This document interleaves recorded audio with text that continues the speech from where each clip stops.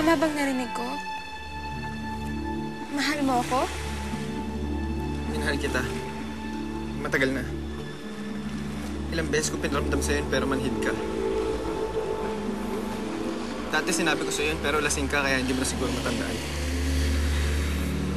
Pero ngayon, na-realize ko mali pala ako. Hindi pala dapat kita minahal. Iniisip mo lang yung sarili mo.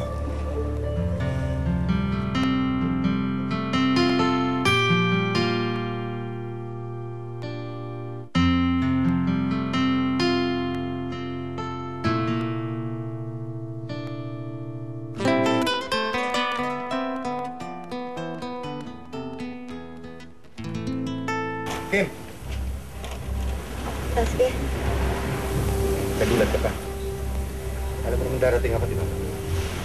At alam mo rin, na kahit saan ka magpunta, makahanap at makahanap kita. Parang awa mo na. Akala mo, natatakasan mo ako. Sasuke, parang awa mo na. Pakawalan mo na ako. Wala namang napupugnay sa atin. Kasal ka sa iba. Kaya walang bisa yung kasal natin. Wala akong pakialam sa kasal-kasal na yan. Ibang pinunta ko rito. Kailangan sumama ka sa akin. Kailangan makabalik tayo sa Japan. Pakawalan mo na. Hindi na kita mahal! Bitawan mo! Bitawan mo ka! Walang dito ka! Bitawan mo ka! Sige, umalis ka na! Sino ka ba? Bitawan mo kapatid ko! Umakit! Dito! Ayop ka! Bitawan niyo ka! Kung sumunod dito.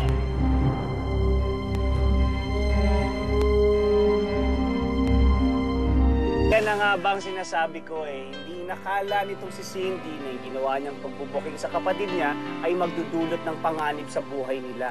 Tama yan kasi Cindy, ikaw talaga. Hindi ka kasi naniniwala sa kapatid mo. Yan tuloy nangyari.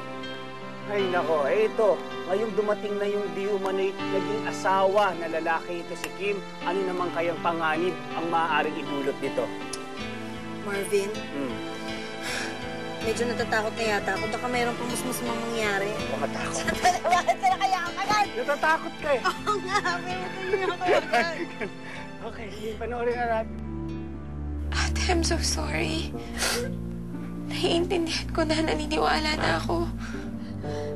Kailangan mo pang makitang sinasaktan ako ni Sasuke para maniwala akong totoo yung sinasabi ko. Patawarin mo ako. Anong pwede kong gawin? Wala na. Nakapag-desisyon na ako. Kasama na ako kay Sasuke. Pero ate, sinasaktan ka niya.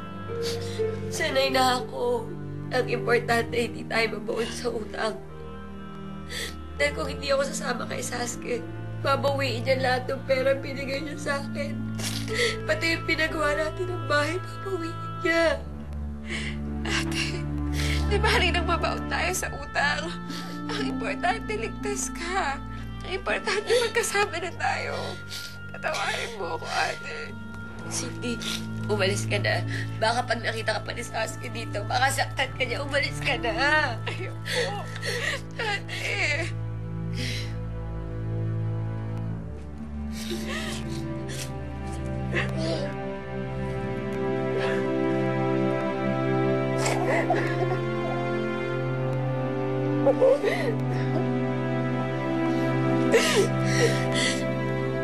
Gusto ko lang, maisip mo din na yung pagpunta ko ng Japan, hindi lang yun para sa akin. Para sa'yo rin yun. Para sa atin dalawa, para sa kinabukasan natin. Ate, alam ko na. Alam ko na ngayon. Ate, mahal na mahal kita. Sige na, umalis ka na. Umalis ka na. Iwan mo na ako dito. Umalis ka na, sabi. Alis ka na! Umalis ka na! Umalis ka na, sabi. Sige na, iwan mo na ako dito.